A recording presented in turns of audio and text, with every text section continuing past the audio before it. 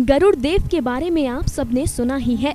आप सब जानते हैं कि गरुड़ देव कितने बलशाली थे। गरुड़ ने अपने बल से इंद्रदेव तक को युद्ध में पराजित कर दिया था। इतना ही नहीं, गरुड़ स्वर्ग से अमृत तक ले आए थे। लेकिन अपनी इस रिपोर्ट में हम गरुड़ देव की नहीं बल्कि उनके भाई की बात करेंगे और आपको बताएंगे कि गरुड़ से बड़े होने के बावजूद भी आखिर क्यों गरुड़ देव की तरह विख्यात नहीं हो पाए थे उनके ज्येष्ठ भाई। असल में सतयुग में दक्ष की 2 पुत्रियां थी, कद्रु और वनिता।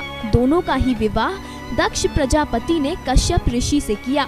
कश्यप ऋषि की दोनों खूब सेवा करती थी। कश्यप ऋषि एक दिन दोनों की सेवा से ही बहुत प्रसन्न हुए और उनसे कहने लगे कि हे देवियों, मुझसे वर मांगो। तुम दोनों ही वरदान में जो मांगोगी मैं तुम्हें वही दूंगा।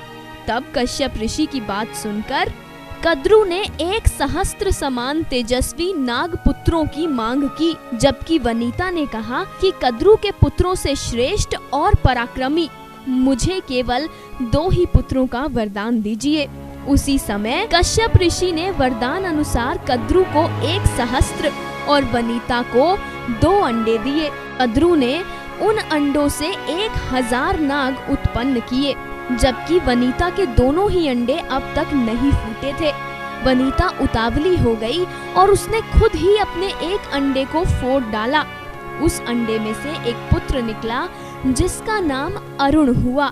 जी हाँ, गरुड़ के बड़े भाई अरुण थे।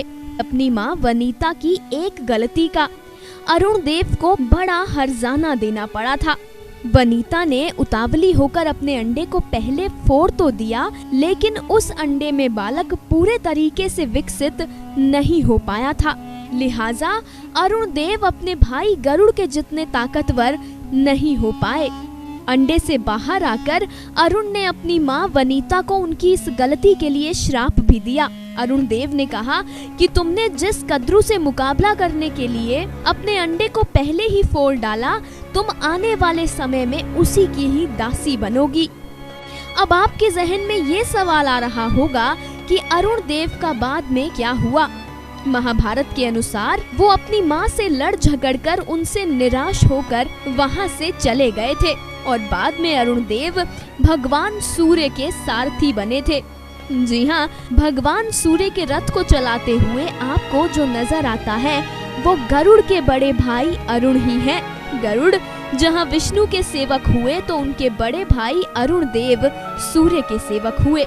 ये थी गरुड़ देव के बड़े भाई अरुण देव की कथा।